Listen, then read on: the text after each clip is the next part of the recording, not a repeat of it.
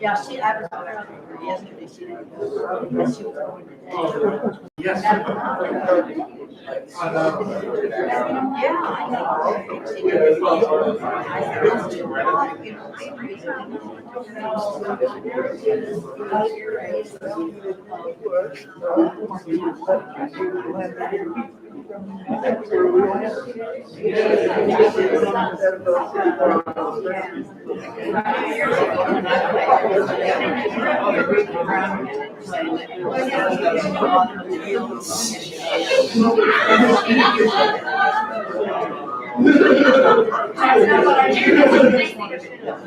Of course, right? That's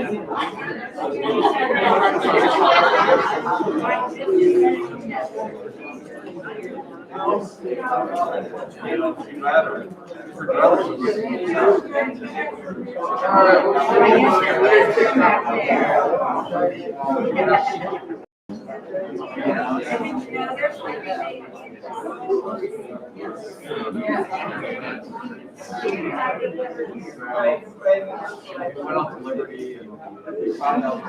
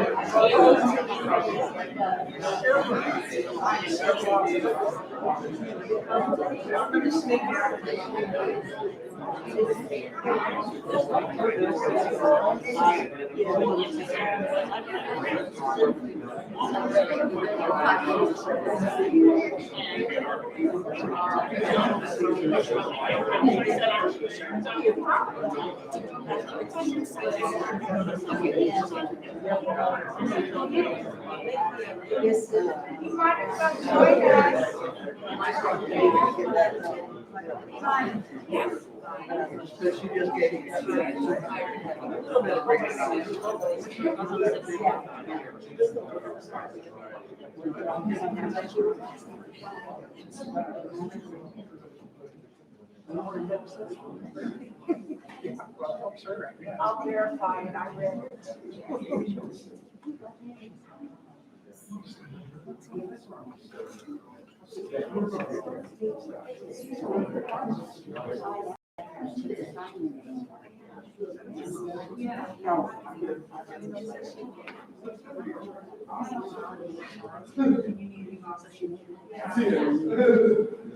Somebody bet me.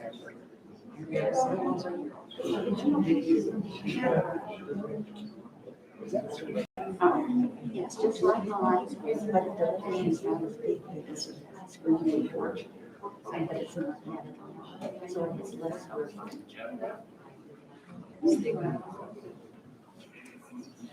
It's a good price.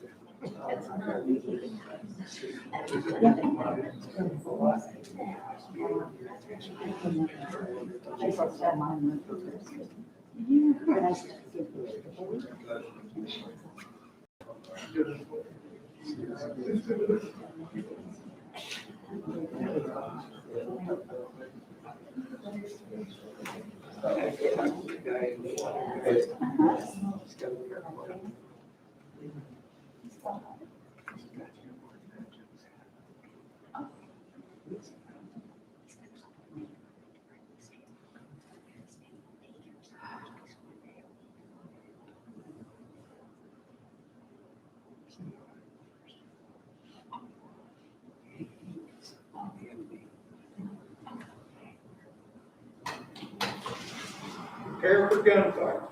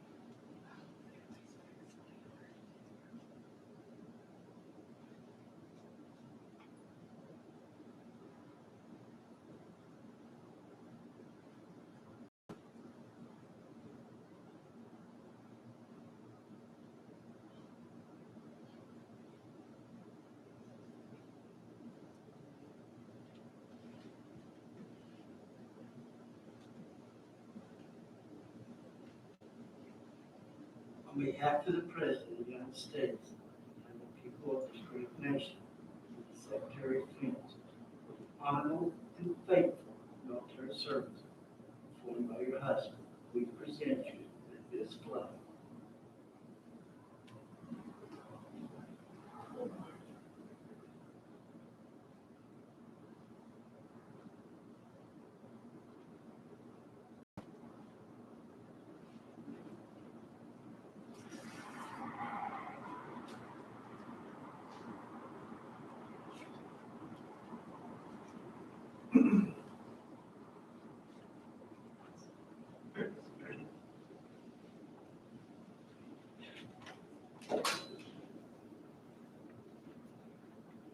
Welcome, family and friends, to this celebration of life of a man who touched the lives of so many.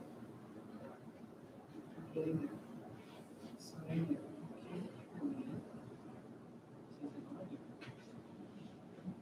Away from. And we had, oh, there. Welcome, family and friends, to this celebration of life of a man who touched the lives of so many. Chuck is no longer with us in the way that he did for so long, but there is no doubt that he lives on in us and in the hearts of the people whose paths he crossed during his life. We are here together to mourn his passing, but more importantly, to celebrate his long life of love and service.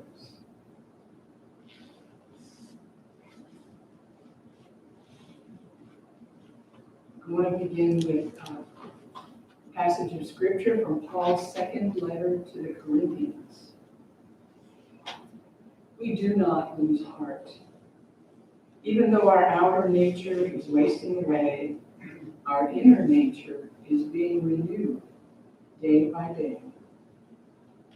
For this slight momentary affliction is preparing us for an eternal weight of glory beyond all measure. Because we look not at what can be seen, but what cannot be seen. For what can be seen is temporary, but what cannot be seen is eternal. Please join me now in prayer. Surrendering ourselves to the infinite presence in which we live and move and have our being, we open our hearts to express our gratitude for the love, kindness, and strength we experience by knowing Chuck Osborn. He touched our lives in many ways as he went about the work of serving others and the joy of living life to its fullest. While we may feel a sense of loss, we can also feel comforted in the awareness that Chuck enjoyed many years in a loving family and a wide circle of friends who reflected his kindness back to him. As we celebrate the life of this remarkable man, we are grateful to have known him. Amen.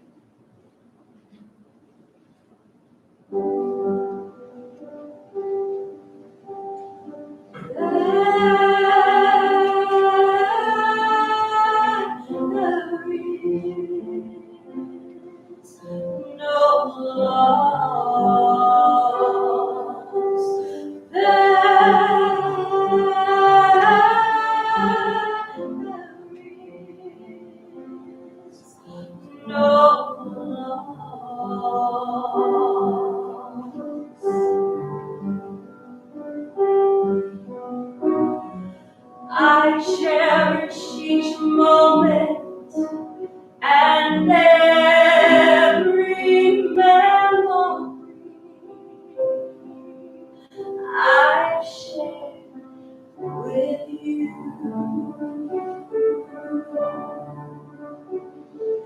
In God, all life is transformed and renewed.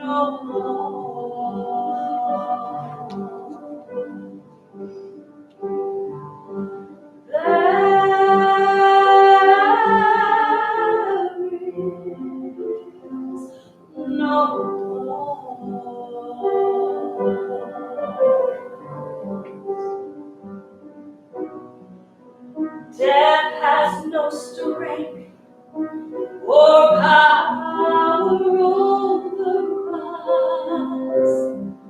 We're all in God's hand. In God, all life is transformed and renewed. In God, all life is transformed and renewed. Transformed and renewed. Transformed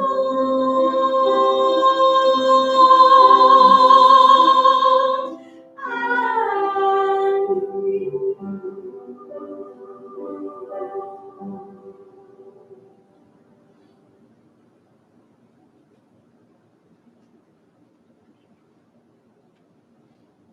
That was Ginger Curry who wrote that song, accompanied by Phyllis Whitson. I'm going to read the obituary now. Charles Anderson Betts Osborn Jr. was born June 24th, 1933 at Illinois Central Hospital in Chicago, Illinois. Passed away on August 4th, 2021 at the age of 88. Charles was born to Charles Betts and Grace Osborn. Chuck attended Shakespeare Elementary School in Chicago, Illinois, and graduated from Knox Center Township High School in Knox, Indiana in 1951. He worked for the Pennsylvania Railroad out of Plymouth, Indiana, installing railroad ties during his junior year in high school. Chuck joined the U.S. Army Reserve while in high school in 1950.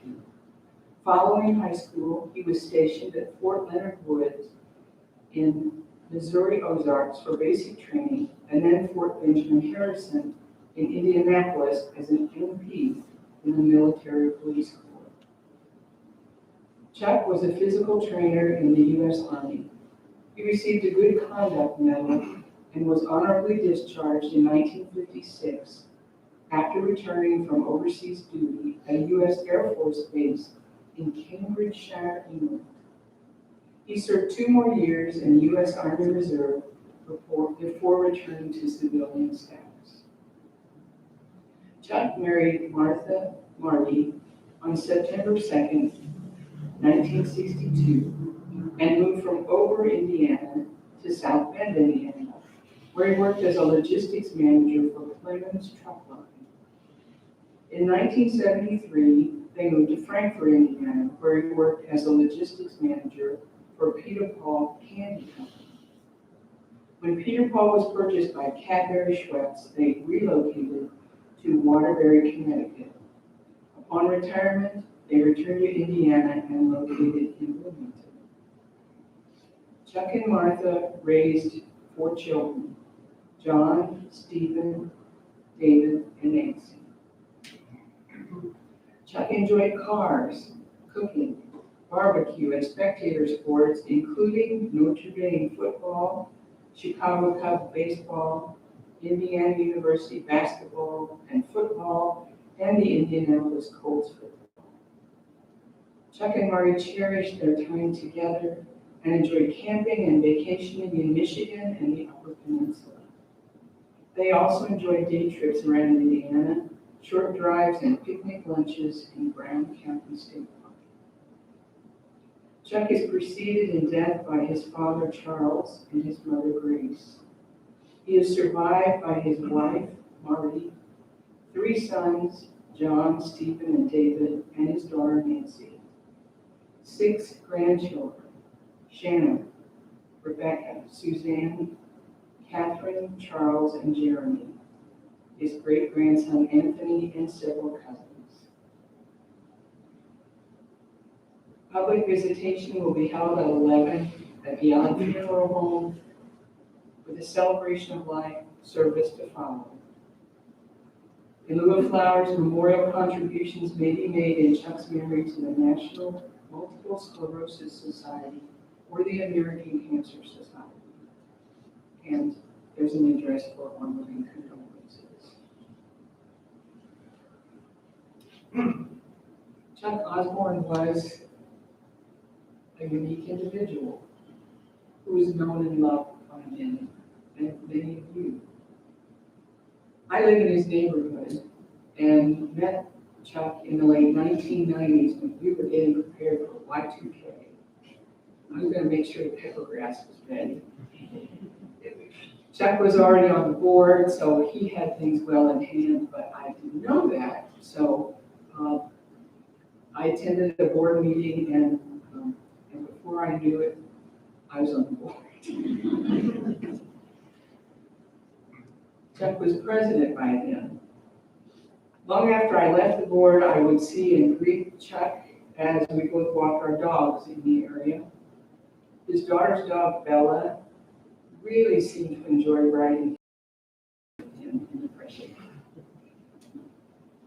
Chuck's children are all going to speak later to eulogize him, so I'm going to share some words of comfort and encouragement in the light of his passing.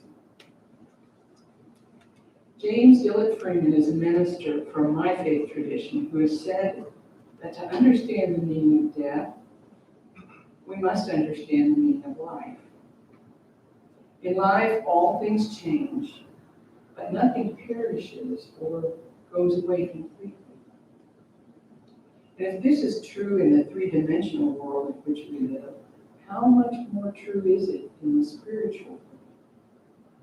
The soul of a person is real, even though it is invisible. It is substantial and eternal.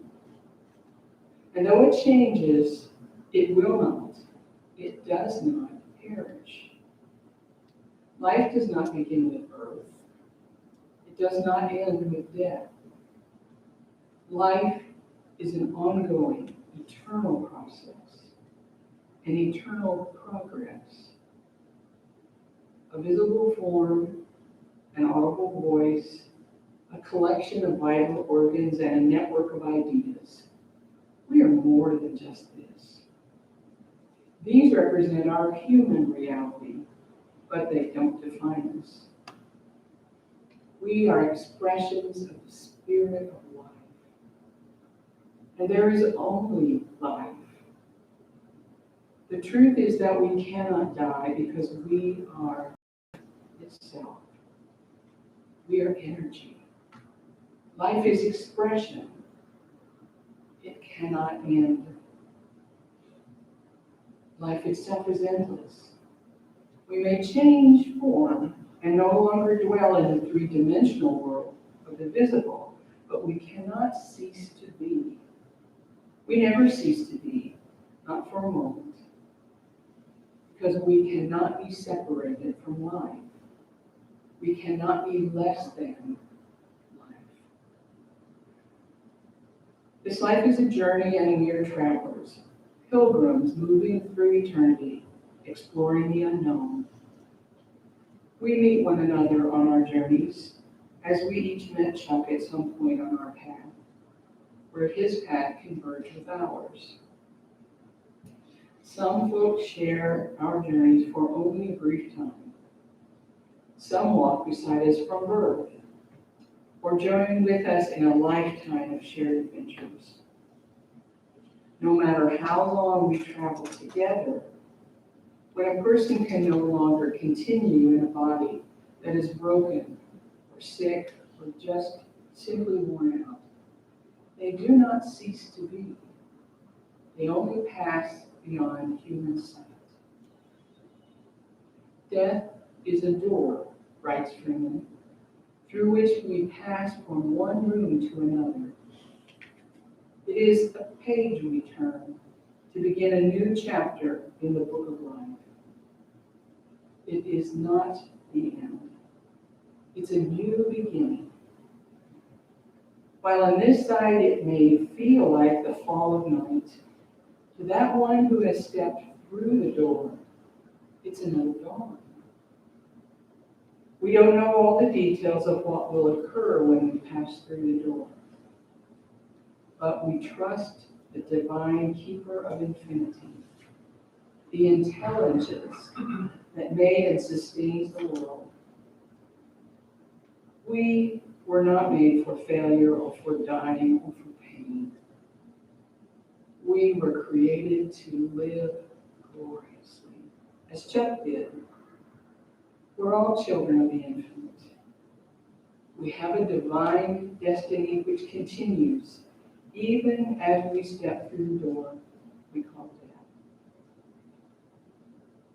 Out of the infinite we arrived, and into the infinite we return, and we are upward bound.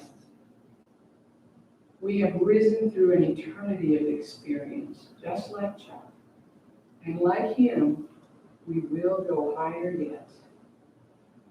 He is just a little ahead of us on the path. One voice could never do justice to the memory of Chuck Osborn, who lived a long and rich life. So now we will hear from those who knew him best. And I ask that before you speak, you identify yourself and take your mask off when you're here. Thank you.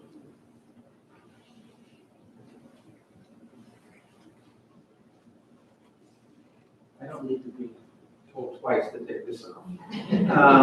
And my dad also rooted for Purdue when they didn't play like you.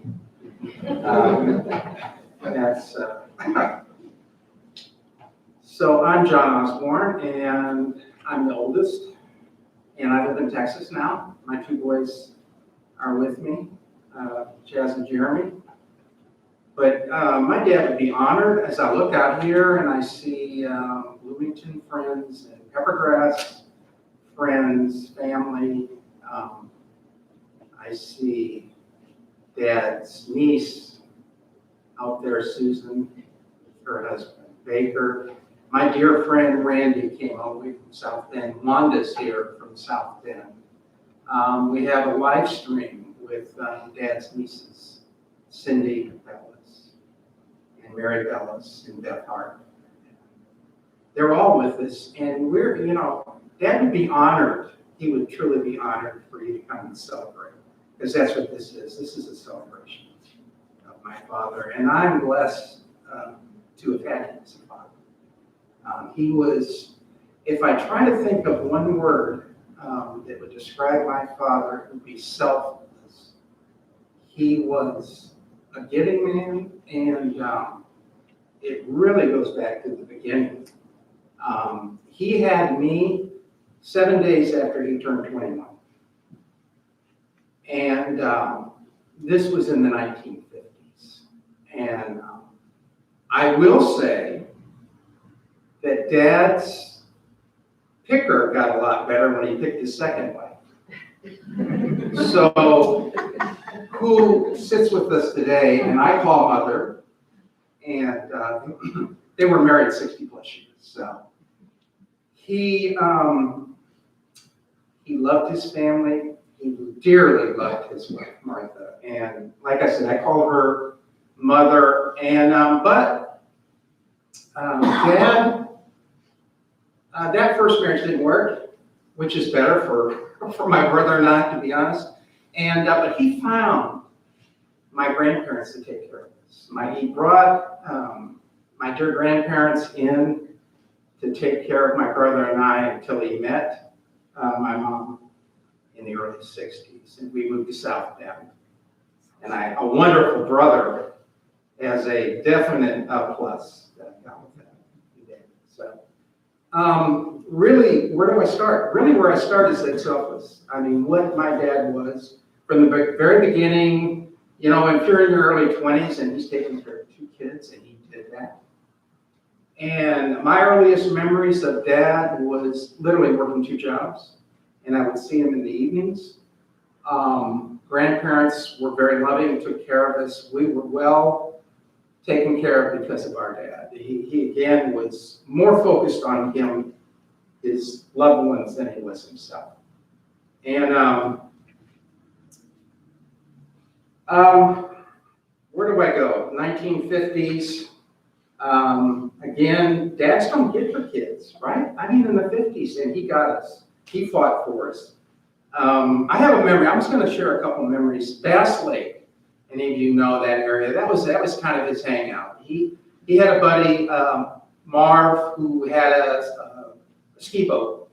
And my earliest memories were being on that boat and out in Bass Lake. And there was one game they used to play.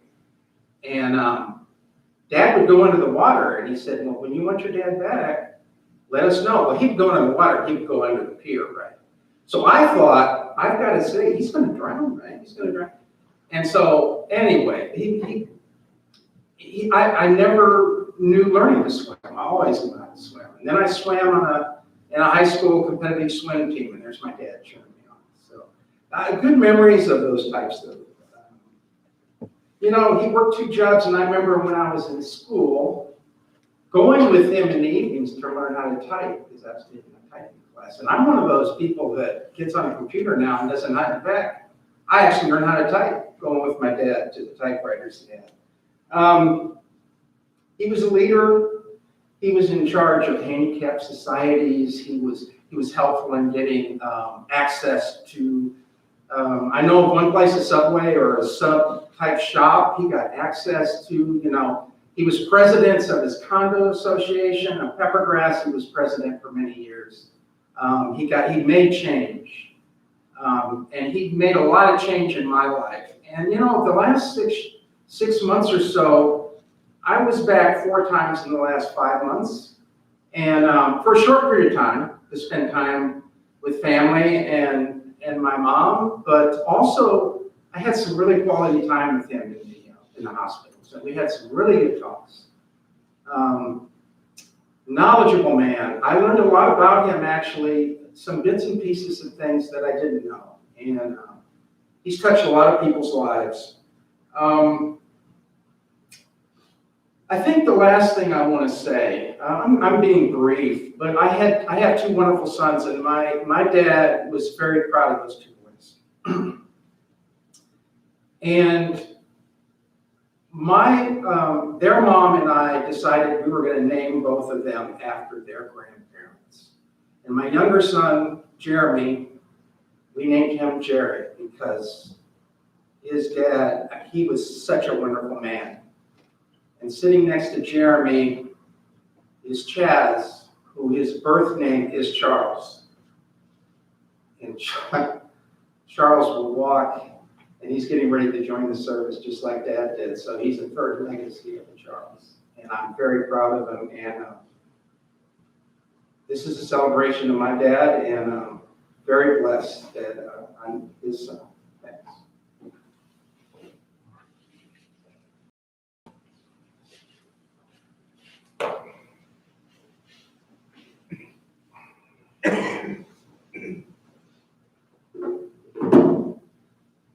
John, that was amazing.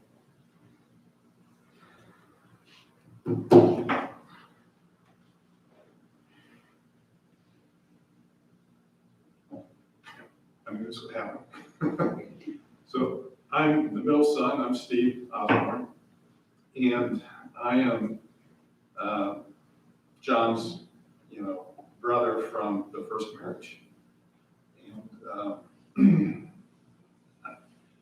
John, you said it so well, and I don't want to repeat things that you said, but Dad being selfless is so true. Jeez, I was going to get this emotional. But thank you for kind of sharing, some of the family and people that are here today. And I just want to say to all of you, thank you so much for everything that you've done for Dad and Mom and our family. You touched all of them in so many different ways. And I really appreciate your presence here today. That means a lot. I know there's a lot of people from out of town, people that couldn't make it today, and are having an opportunity to kind of live stream this, and we're having an opportunity to record and share this too. So there's a lot of folks that we'd love to thank, and just for their thoughts and prayers. And I'd like to, to John's point, I mean, for Dad at his early age, he had John when he was 21. I came 2 years later, and to know that he went to bat in an era like 1950s, 56, and fight to take care of us and raise us the way he did was truly amazing. And give you an example of how selfless Dad is so when I was born on that military base over in England. If I can do this. And I'll pull it together. So I was born in that military base over in England. And if you remember back then, polio was just kind of coming towards the end. And there was a vaccine out for polio, but I was too young to get it. So instead, I got polio as a gift. And it was a gift because I'm a different person because of that. And our dad sacrificed a career in the Army to work with me, and because, I was never supposed to walk.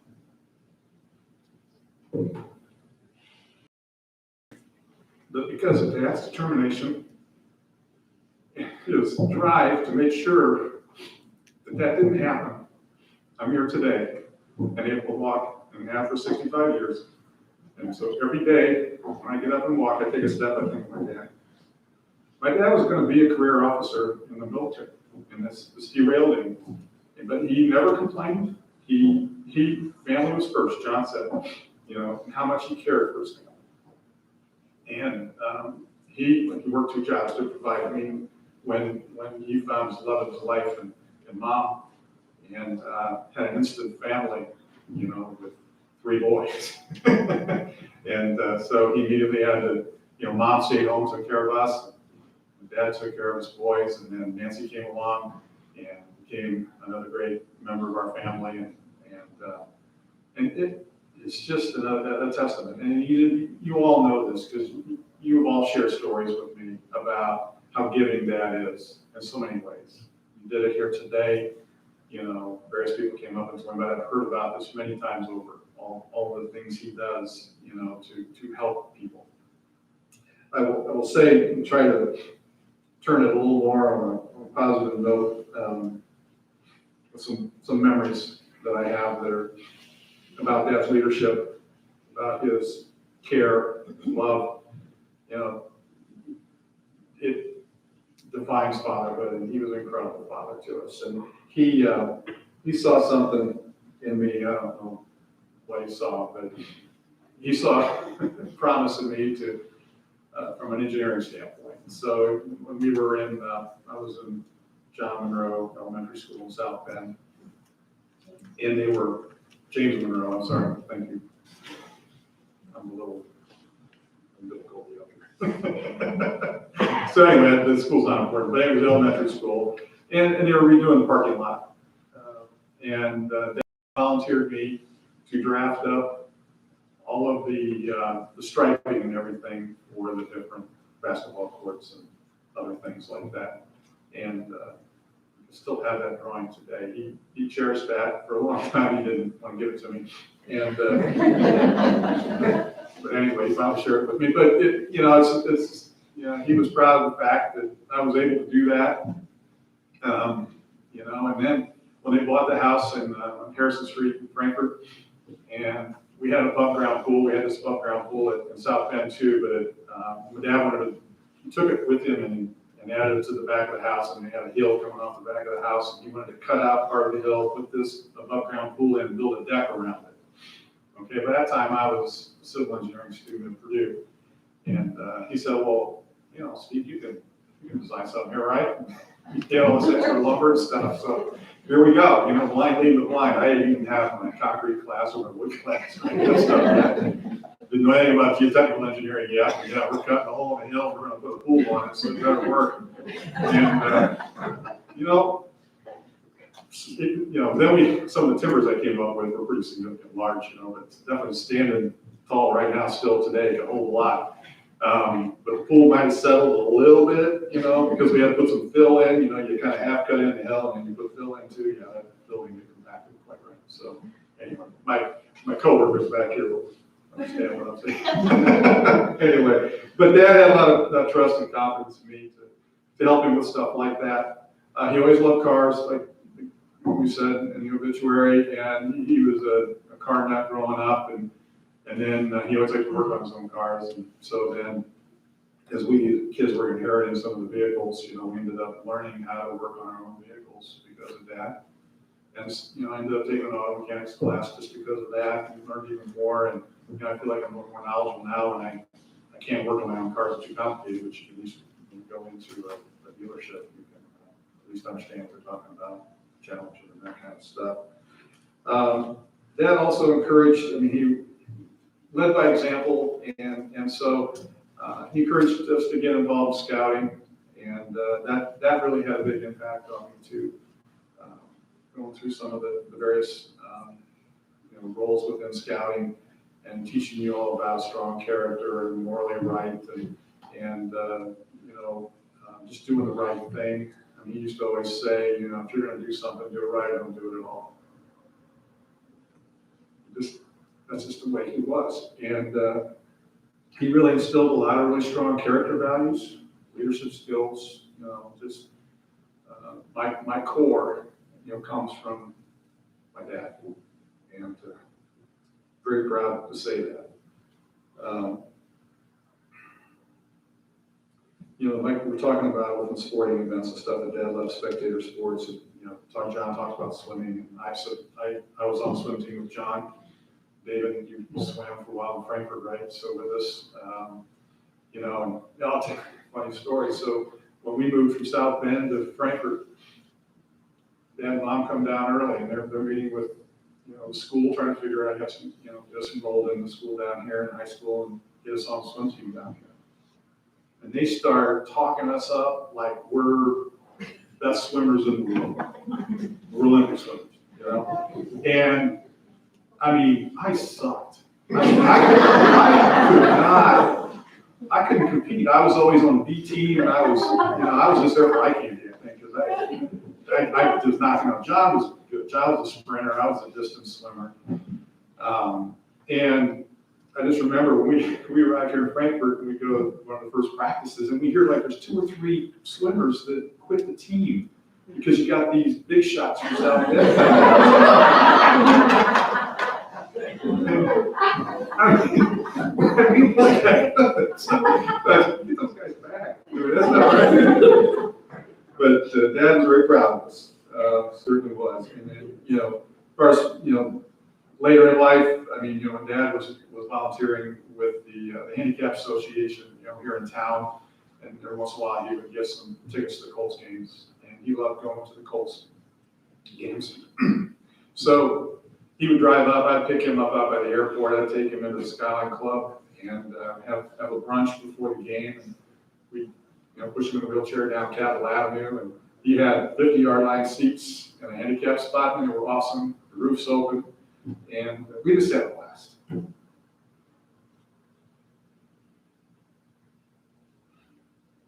I'll miss that. We used to tease a lot about college because, you know, John and I went to Purdue, and Dad, he chose, you know, a path in the military after high school and didn't go to college, and that never bothered him, and never he just was a hard worker. That's another thing we learned from him, was just being that hard worker and just being committed to success. And so the fact that he didn't go to college had no negative impact on him in his mind, and shouldn't have. And he was very successful. but, you know, he kind of embraced college sports, and he got hurt when he moved to Bloomington. He became, you know, naturally fans of Indiana University. Well, having two sons that went to Purdue University, okay, you know, yeah, we're not going to agree on this one. And, but he was a Purdue fan, like John said, when you know, I was playing, when they weren't playing Purdue. So, but we had a lot of fun going back and forth with that. You know, Dad's always a huge Notre Dame fan. That's how I became a Notre Dame fan. That's how Katie became a Notre Dame fan. We, you know, in his memory, we will continue to go to Notre Dame games, but we've been doing that for years as a father-daughter thing. It's a lot of fun.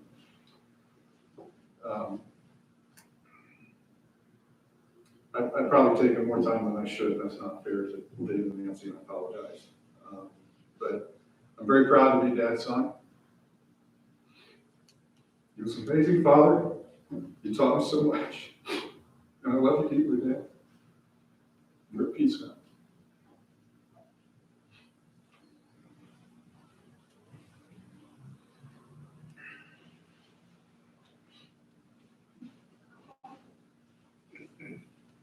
So one of being the third son is that's already been said. Everything that John and Steve said. The man I knew taught me responsibility and compassion.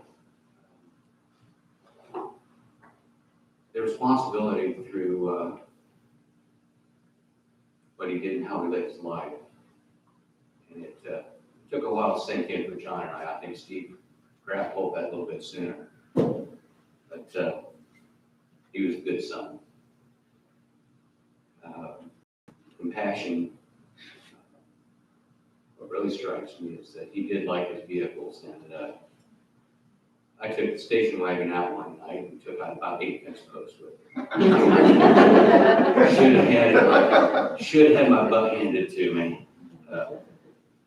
But he understood, and I didn't come away with any scars.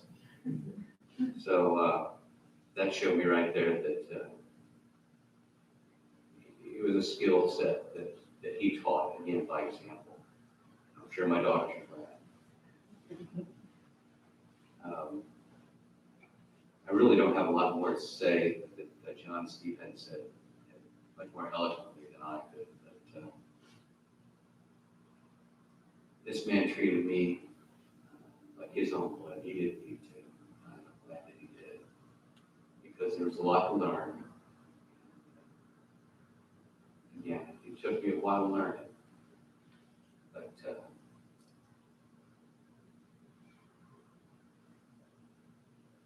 he was a good man. Thanks.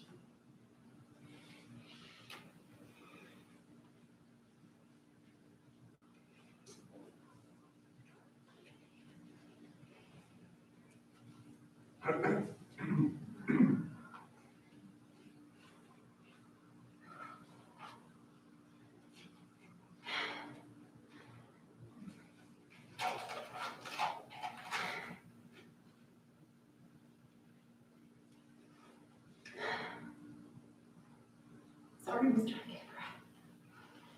Canberra. I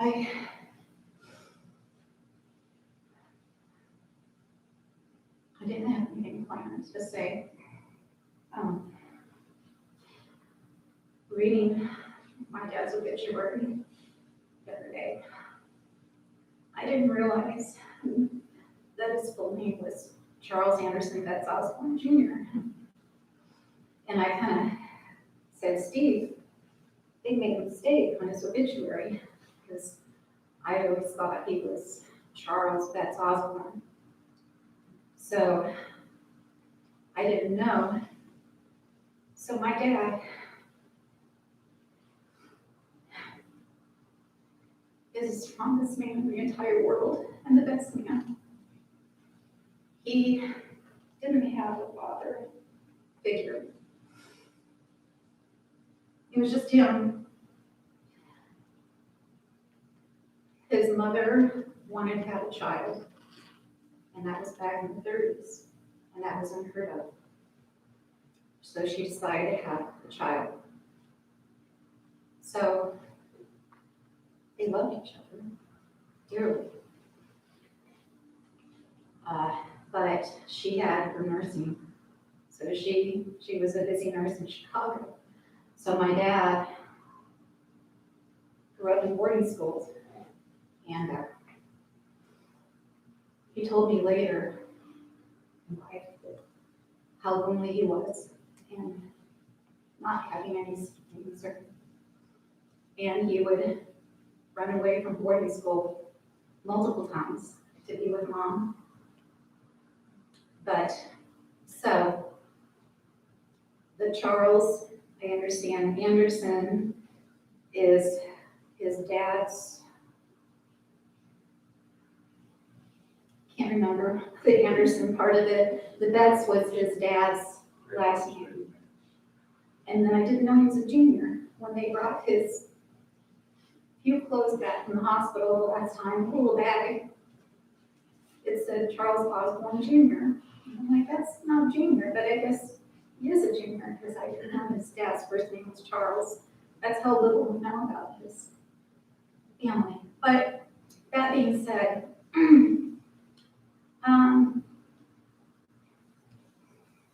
when this is kind of want to talk about mom. So he met mom on a blind date. And he still, the day before he died, mom went to see him, not knowing it was going to be the last time. And he was describing to the nurses, he just was like gushing over her all the time. This is my beautiful wife, and I still remember when she walked down the stairs that first time on our first date, and I knew she was wearing that beautiful blue dress, and I knew that she was the love of my life.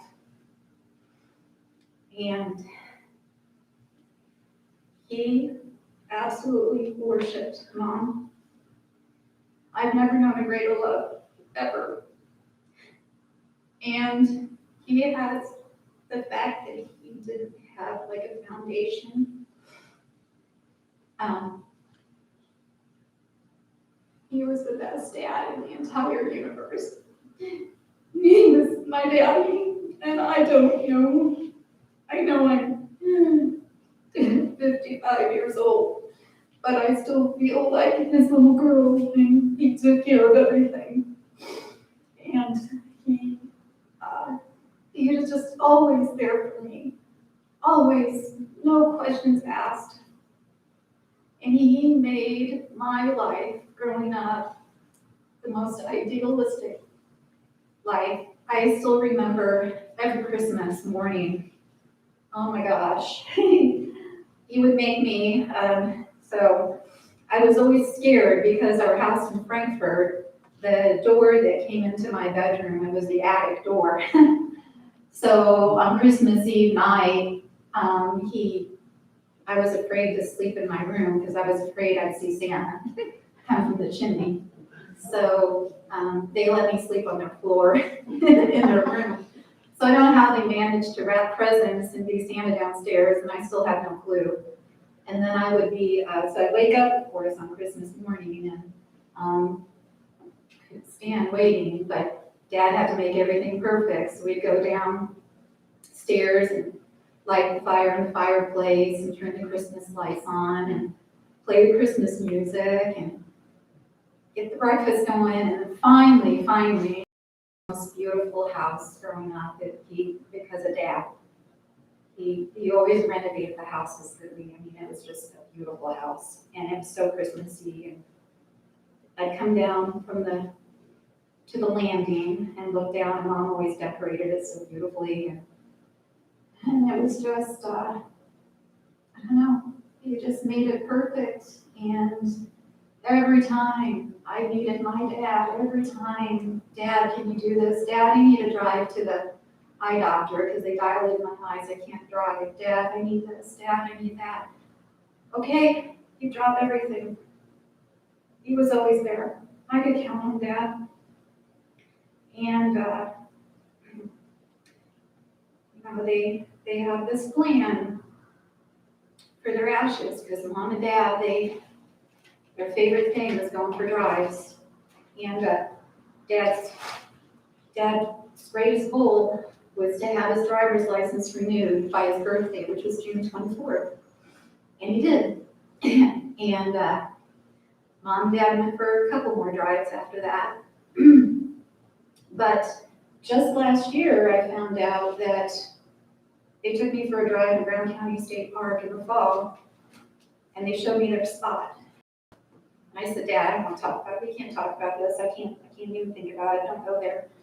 And, but he said, this is where our ashes are going to be spread. And so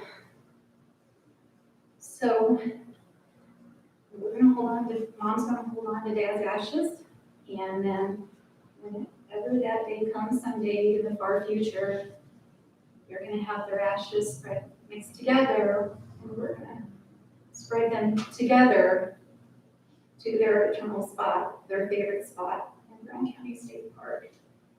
And also Daddy, Bella, Mrs. Yu, but she's here for mom. And so I don't know, it's going to be a new chapter, and I don't know, we're just going to have to, I don't know what we're going to do without him, but we will. Just, well, we've got family and friends, and we will help each other get through it. But we will never forget you, Dad. You are the greatest man. You're the greatest man. And I will miss you. So, bye, Daddy.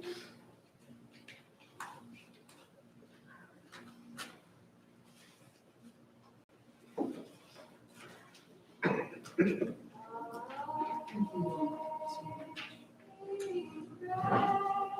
we turn that off?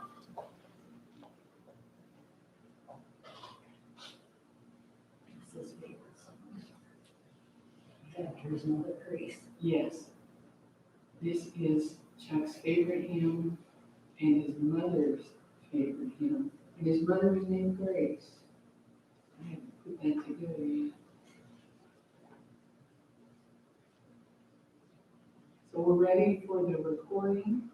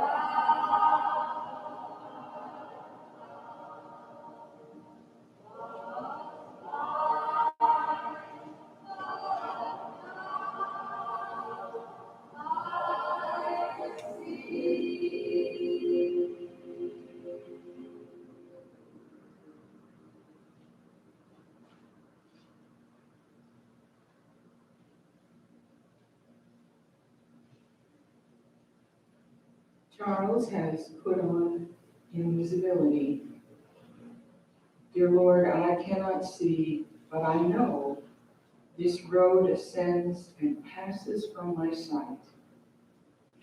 There will be no night, and you will take him gently by the hand and lead him along the road of life that never ends. And he will find it is not death, but dawn. I do not doubt that you are there as here, and you will hold him near. Our life did not begin with birth. It is not of the earth. And this that we call death, it is no more than an opening and closing of the door. And in your house, how many rooms must be beyond this one where we rest moment? Dear God, I thank you for the faith that frees, the love that knows it cannot lose its own, the love that looking through the shadows sees that you and he and we are ever one.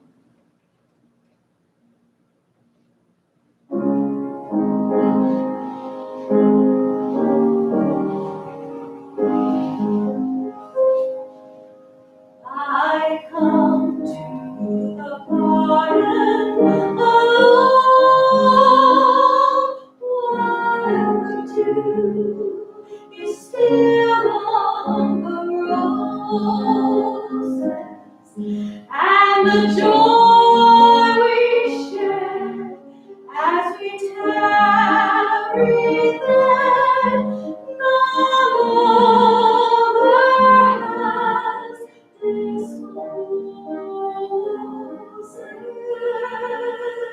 and he walks with me, and he talks with me, and he tells me I am his own, and the joy we share as we tarry there, now another has ever known. He speaks, and the sound of his voice is so sweet, the birds hush their singing, and the melody that he gave to me within my heart is free.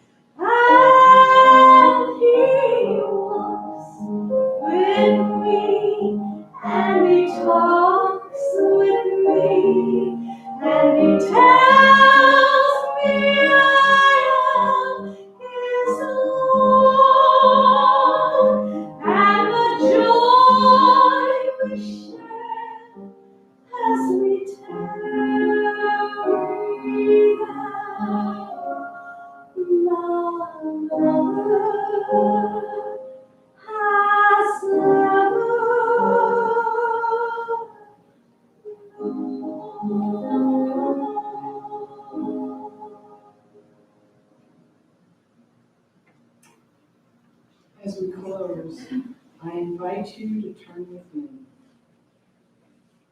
and enter into the consciousness of our oneness with Spirit. And just relax. I invite you to see Chuck in your mind's eye, surrounded by light, and know that he is now completely one with divine love. We release him into the care of God as we understand God, and we breathe peace. We bless this family with our thoughts and prayers and affirm their loving care for each other.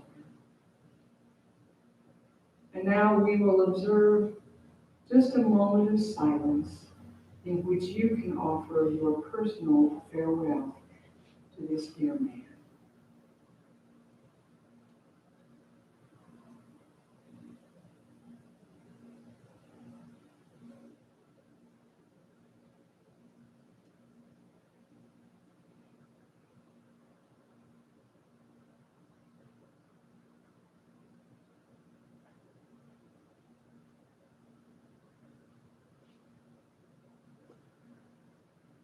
As we conclude this service, we give thanks for our memories and the comfort of others who knew and loved Chuck. We will look to them as we adjust to life without him in our midst in the days ahead. And let this be our closing prayer. It's known as the prayer for protection. The light of God surrounds us. The love of God enfolds us. The power of God protects us. The presence of God watches over us.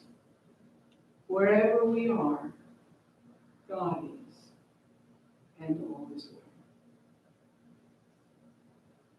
well. On behalf of the family, I want to thank you all for coming to celebrate the life of Charles Osborn Jr.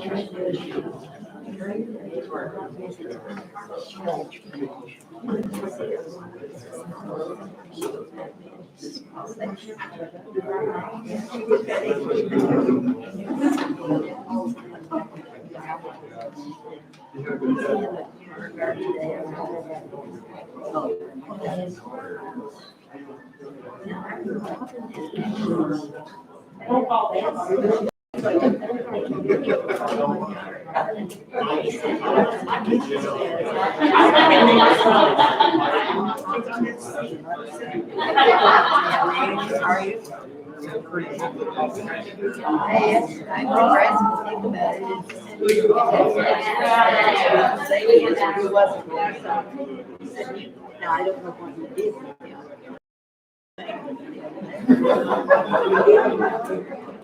I don't know what's better.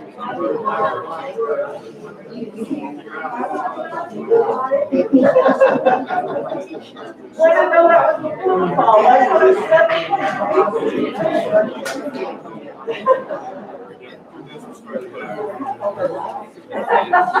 7.